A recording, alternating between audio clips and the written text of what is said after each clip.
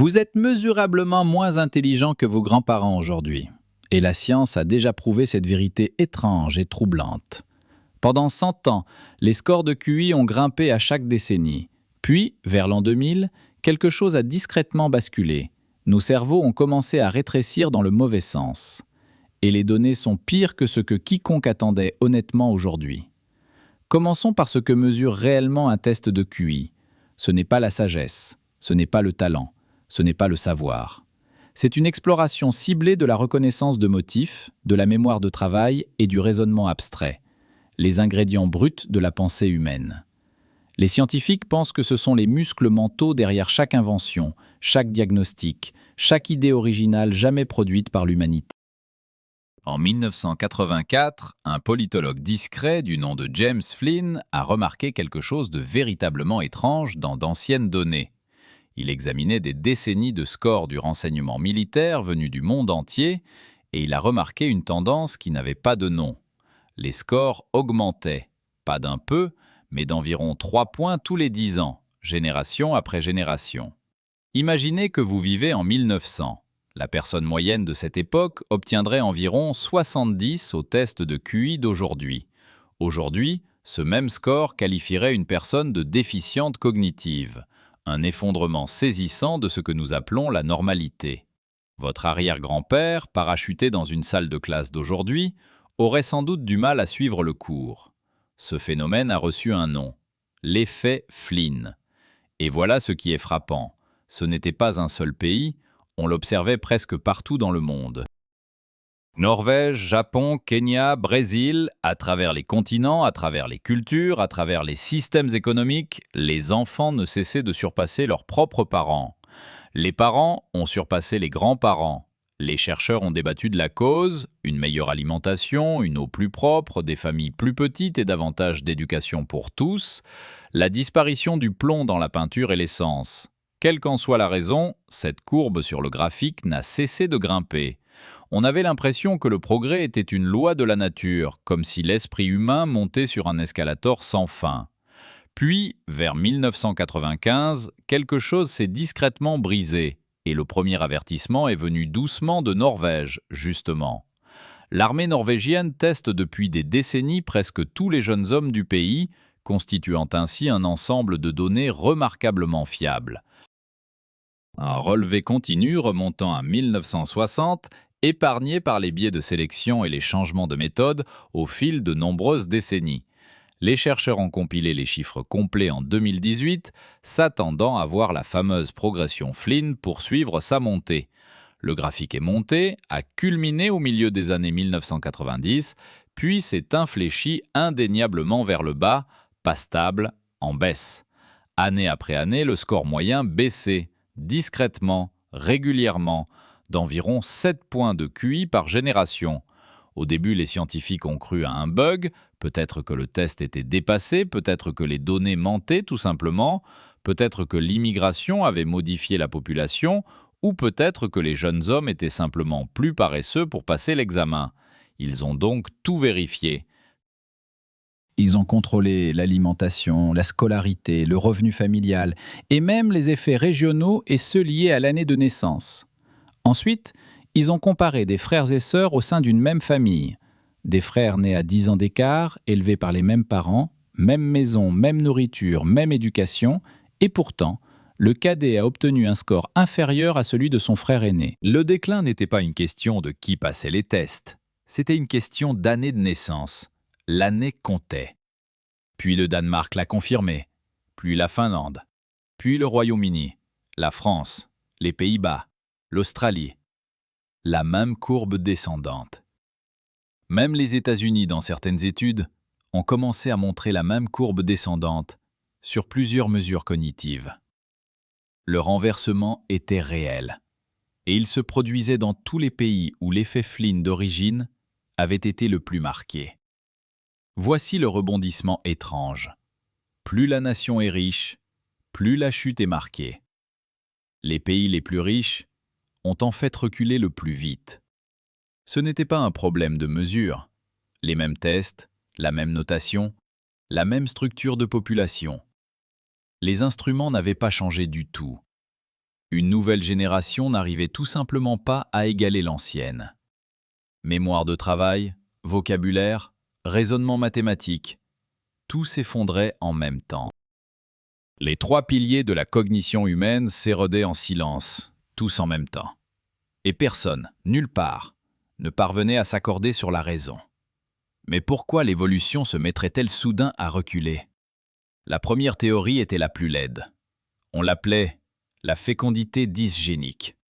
L'idée selon laquelle les personnes plus intelligentes avaient moins d'enfants, tandis que les personnes moins éduquées en avaient davantage. Au fil du temps, selon cet argument, le patrimoine génétique se diluerait peu à peu. Cela semblait plausible, mais les données disaient le contraire. Vous vous souvenez de ces études sur les frères et sœurs? Si la cause était génétique, des frères d'une même famille obtiendraient des scores identiques. Eux non. Le plus jeune des frères et sœurs était toujours en retard.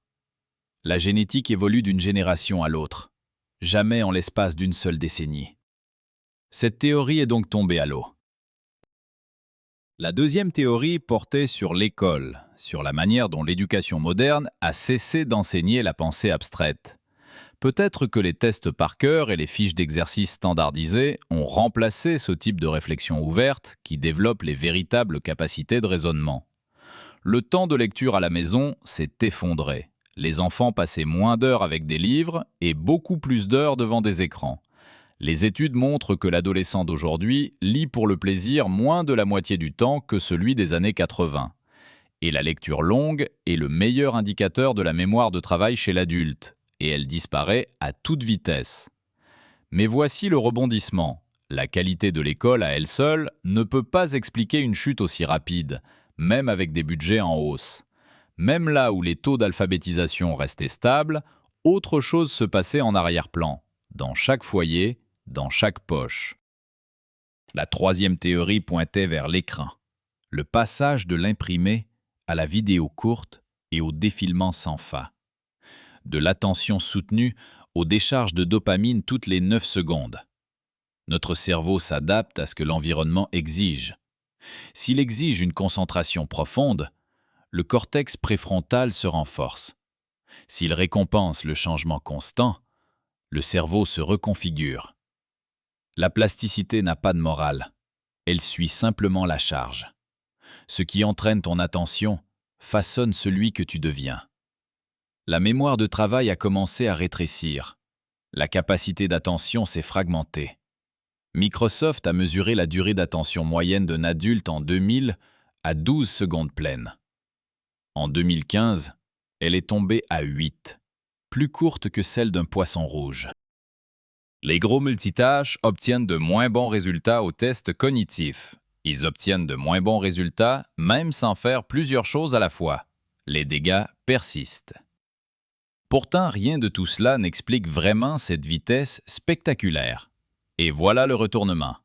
Ce n'est peut-être pas qu'on est devenu plus bête, c'est qu'on n'a plus vraiment besoin d'être intelligent. Pense à tout ce que ton grand-père devait retenir. Les numéros de téléphone, les itinéraires, les recettes, le nom de chacun de ses voisins, la forme des constellations, le chemin vers la ville voisine. Il portait toute sa pensée à l'intérieur de son crâne. Il n'y avait nulle part ailleurs où le mettre. Aujourd'hui, tout cela tient dans un rectangle de verre au fond de votre poche. Votre smartphone est discrètement devenu un cortex préfrontal externe. Il se souvient à votre place. Il calcule à votre place. Il navigue à votre place. Il décide même, à travers des algorithmes silencieux, exactement ce à quoi vous devez penser ensuite. Dès que vous déléguez une tâche mentale, votre cerveau cesse de l'exercer. Utilisez-le ou perdez-le. Neurosciences. En 2017, des chercheurs de l'Université du Texas ont mené une expérience désormais célèbre sur les smartphones et les performances cognitives humaines. Ils ont demandé aux participants de passer un test cognitif dans 3 conditions différentes selon l'emplacement de leur téléphone personnel. Téléphone sur le bureau, téléphone dans la poche, téléphone dans une autre pièce carrément. Les résultats étaient vraiment brutaux. Les personnes dont le téléphone était simplement visible ont obtenu des résultats nettement inférieurs à celles dont le téléphone se trouvait dans une autre pièce. Ce n'est pas l'usage du téléphone, c'est sa simple présence. L'esprit, sachant que l'aide est à portée de main, refuse de s'engager. Ton cerveau était paresseux, maintenant il a la permission de l'être encore plus. La commodité a discrètement entraîné tes neurones à se rendre. Nous avons cessé d'exercer le muscle de la pensée lente, lire un long livre, rester face à un problème difficile, garder 3 idées en tête en même temps sans rien vérifier. C'étaient des activités quotidiennes il y a une génération. Maintenant, il semble presque inconfortable, presque douloureux, et les dégâts commencent bien plus tôt que vous ne le croiriez vraiment. Le vocabulaire des enfants a chuté d'environ 20% depuis l'an 2000. Ce n'est pas une opinion, il s'agit d'une mesure réelle issue d'études linguistiques à grande échelle menées au Royaume-Uni et aux États-Unis. Les scores PISA, le test international qui compare les élèves de 15 ans à travers les pays, sont en baisse dans l'ensemble du monde développé. Lecture, mathématiques et sciences, tout fléchit en même temps. Les tout-petits élevés à la tablette présentent désormais un retard des fonctions exécutives. C'est la partie du cerveau qui te permet de planifier, d'attendre et de résister aux impulsions quand la vie te tente. Les pédiatres constatent que les enfants d'aujourd'hui ont plus de mal à rester assis, à suivre des consignes en plusieurs étapes et à inventer leur propre jeu. Un enfant qui a regardé 10 000 vidéos courtes avant la maternelle a entraîné son cerveau à attendre un divertissement permanent. La réalité ne peut pas rivaliser. La réalité est lente. La compréhension de l'écrit a atteint des niveaux historiquement bas à tous les degrés d'enseignement. Les enseignants, de l'école primaire jusqu'au séminaire de 3e cycle, décrivent exactement le même phénomène qui se produit chaque jour dans leur salle de classe. Les étudiants n'arrivent pas à tenir un raisonnement de 5 pages dans leur tête. Même dans les universités les plus prestigieuses, les professeurs reconnaissent discrètement leur défaite. La liste de lectures imposées se réduit depuis des années, car les étudiants n'arrivent tout simplement plus à terminer ce qu'on leur demandait autrefois. Un livre que vos parents lisaient en un week-end prend désormais 1 mois, s'il est même lu un jour. Contrairement à une idée reçue, ce n'est pas une question de paresse, c'est une question de câblage. Un cerveau élevé au glissement de doigts n'est pas pire, c'est un cerveau différent, façonné pour un autre environnement, où les anciennes qualités comme la patience et la profondeur disparaissent en silence. Mais le monde complexe en a toujours besoin. Les ponts ont besoin d'ingénieurs, les patients ont besoin de médecins, les lois ont besoin d'avocats qui lisent en profondeur. Le schéma révèle un coupable invisible. L'environnement façonne la cognition bien plus que l'ADN. Vos gènes ne fixent qu'un plafond. Votre environnement détermine à quel point vous vous approchez de ce plafond. Et la vie moderne vous maintient bien en dessous de votre potentiel. Chaque application, chaque fil d'actualité, chaque notification est conçue par la science du comportement. Pas pour vous rendre plus intelligent, mais pour vous faire défiler sans fin. La vie moderne récompense la réaction et punit la réflexion. La réponse la plus rapide l'emporte. La vidéo la plus courte l'emporte. L'avis le plus tranché se propage. Quiconque marque une pause, réfléchit ou nuance disparaît dans le bruit. Alors le cerveau apprend. La vitesse plutôt que l'exactitude. La chaleur plutôt que la lumière. Et il n'y a pas que les écrans. Des microplastiques apparaissent désormais dans le tissu cérébral humain, y compris dans les zones qui régissent la mémoire et la prise de décision. Le temps de sommeil moyen a diminué d'1 heure par nuit par rapport à il y a un siècle. Votre cerveau en paie discrètement le prix. Les aliments ultra-transformés représentent désormais plus de la moitié des calories consommées dans les pays développés et sont associés à un déclin cognitif et à un vieillissement cérébral accéléré. Aucun de ces facteurs n'est décisif à lui seul. Ensemble, ils tissent un filet silencieux qui entraîne peu à peu l'esprit moyen vers le bas. James Flynn lui-même avait mis en garde contre ce renversement avant sa mort en 2020. Il avait prouvé que l'intelligence était en hausse. Puis, dans ces dernières années, il devint l'homme qui avertissait le monde que l'intelligence avait commencé à décliner. Il évoquait une société qui avait cessé de lire, cessé de penser sur le long terme, cessé d'attendre des idées profondes. Flynn est mort convaincu que la tendance n'était pas inéluctable, mais l'inversé exigerait ce qu'aucune culture moderne ne consentira à faire. Ralentissons. Nous menons l'expérience sur nous-mêmes. avec nos propres enfants comme sujet de test. Nous le faisons en temps réel, sans groupe témoin, sans comité d'éthique, sans aucun plan de sortie. Alors, qu'est-ce que tout cela signifie concrètement pour vous, la personne qui regarde cette vidéo en ce moment même?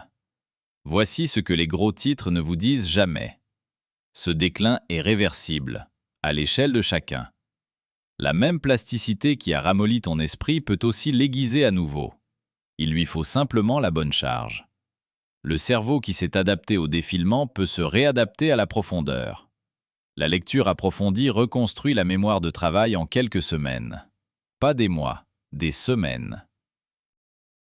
Des études menées auprès d'adultes qui renouent avec la lecture longue montrent des progrès mesurables en l'espace d'une saison. La concentration et le raisonnement verbal s'améliorent vite. Votre cerveau se souvient de ce qu'il savait faire. Il suffit de demander. L'ennui, aussi étrange que cela paraisse, restaure le réseau du mode par défaut, ce système d'arrière-plan silencieux qui bourdonne à l'intérieur de votre cerveau. Il alimente la créativité, la planification et la réflexion intérieure silencieuse. Mais il ne s'active que lorsque rien d'autre ne vient le perturber.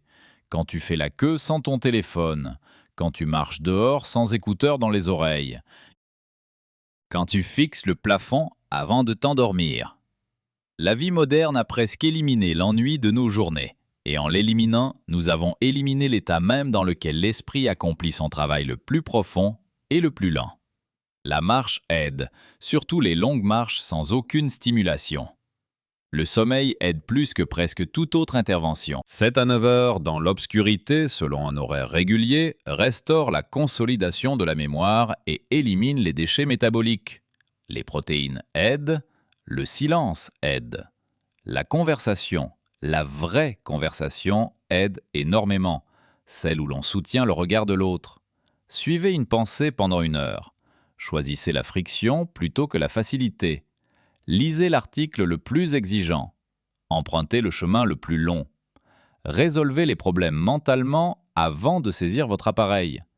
Écrivez parfois à la main. Acceptez l'inconfort. Laisse la question vivre en toi avant de chercher la réponse sur Google. Chaque acte de friction cognitive renforce ton esprit. Vous ne vous sentirez pas plus intelligent du jour au lendemain. Le cerveau se reconstruit en silence. Mais après quelques mois de pratique régulière, le changement arrive. Les gens disent avoir une mémoire plus vive, une concentration plus longue, une lecture plus rapide, un meilleur sommeil et un étrange nouveau sentiment de calme mental. Le genre que vos grands-parents tenaient sans doute pour acquis. Parce que la prochaine génération dépend de qui le remarque en premier. Les civilisations ont déjà perdu du terrain cognitif. Après l'effondrement de l'âge du bronze, vers 1200 avant Jésus-Christ, les systèmes d'écriture ont disparu. Des régions entières ont oublié comment lire pendant des siècles. Après la chute de Rome, l'alphabétisation en Europe occidentale s'est effondrée de façon catastrophique. La plupart des livres qui ont survécu devaient être recopiés à la main par un petit réseau de moines. L'infrastructure de la pensée est fragile. Elle peut se construire en quelques générations, et elle peut se perdre en quelques générations. L'intelligence n'est pas une destinée, c'est une infrastructure. Des livres, des écoles, des pièces calmes, des parents qui incarnent la réflexion, une culture qui respecte la profondeur. Retirez l'un de ces piliers et la structure fléchit. Retirez-en plusieurs d'un coup et la structure s'effondre. Alors la question reste ouverte. Sommes-nous au sommet d'une ascension d'un siècle, contemplant un lent déclin, ou sommes-nous le tournant, la génération qui a vu la courbe se pencher et qui a choisi de la redresser? Personne ne le sait encore. Les données s'écrivent parce que tu fais cette semaine, la semaine prochaine, l'année prochaine. À chaque heure où tu choisis un livre plutôt qu'un fil d'actualité, à chaque conversation que tu laisses respirer doucement, à chaque problème que vous laissez votre propre esprit résoudre avant de demander de l'aide. Chaque petit choix compte. Il existe un mystère lié à tout cela qui change complètement la donne. La capacité d'attention elle-même s'effondre, encore plus vite que le QI. Et la science derrière cet effondrement est encore plus troublante. Si tu veux comprendre ce qui se passe à l'intérieur de ta concentration et comment la reconquérir, regardez la prochaine vidéo sur la crise de l'attention. Elle prolonge tout ce que nous venons de voir. Avant de partir, une vraie question. À quand remonte la dernière fois où vous avez lu pendant 1 heure sans regarder votre téléphone? Écris la réponse honnête dans les commentaires. Juste le chiffre. Sans jugement. Simplement remarquer où tu en es aujourd'hui. Si ce genre d'analyse vous aide à mieux comprendre le monde moderne, pensez à vous abonner pour en voir d'autres. Plus de science tranquille. Plus d'idées qui prennent leur